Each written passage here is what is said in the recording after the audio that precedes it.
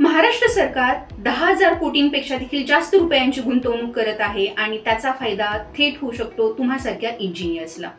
हो, महाराष्ट्रामध्ये महाराष्ट्र सरकार जे आहे ते वेगवेगळी विकासाची कामे त्यांनी हातात घेतली आहे आणि नवीन प्रोजेक्ट्स त्यांनी सँक्शन केलेले आहे, ज्यामध्ये 10,000 कोटीपेक्षा देखील जास्त रुपयांची त्यांनी गुंतवणूक केली आहे. विदर्भामध्ये पाहायला गेलं तर नवीन सोलार प्रोजेक्ट स्टार्ट झालेले आहेत. वर्धा जिल्ह्यात राज्यातील पहिला पाण्यावर तरंगता सौर ऊर्जा प्रकल्प उभारण्यात येणार आहे. पुण्यामध्ये नवीन कंपन्या स्टार्ट केलेल्या आहेत आणि तिसरे मुंबई म्हणून एक इन्फ्रास्ट्रक्चरचा प्रोजेक्ट पण त्यांनी स्टार्ट केलेला आहे. नवी मुंबई नंतर आता अटल सेतू जवळ तब्बल 124 गावांची तिसरी मुंबई विकसित केली जाणार. प्रोजेक्ट्स वरती जर वर्क करायचं असेल तर AutoCAD, Revit architecture, Revit structure, Revit MEP, Navisworks, BIM, BIM 360 अशा वेगवेगळ्या सॉफ्टवेअरचं नॉलेज असणं इम्पॉर्टंट आहे, जेणेकरून तुम्ही हे इन्फ्रास्ट्रक्चरचे प्रोजेक्ट बिल्टअप करू शकता आणि महाराष्ट्रामध्ये स्वतःचे एक कॉन्ट्रीब्युशन तुम्ही देऊ शकता.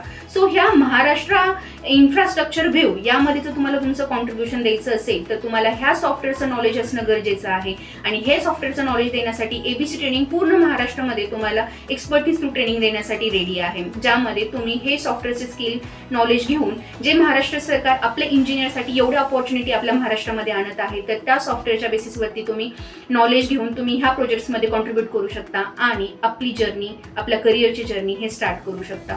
सो असे कोणते सिव्हिल इंजिनियर्स आहेत ज्यांना की आपली एक नवीन जर्नी स्टार्ट करायचंय आणि एक्झॅक्टली काय करायचंय, कुठल्या इन्फ्रास्ट्रक्चरच्या प्रोजेक्टमध्ये आपलं करिअर स्टार्ट करायचंय, यामध्ये कन्फ्युजन मध्ये असतील तर खाली दिलेल्या नंबरवरती नक्की कॉन्टॅक्ट करा आणि कमेंट करून सांगा.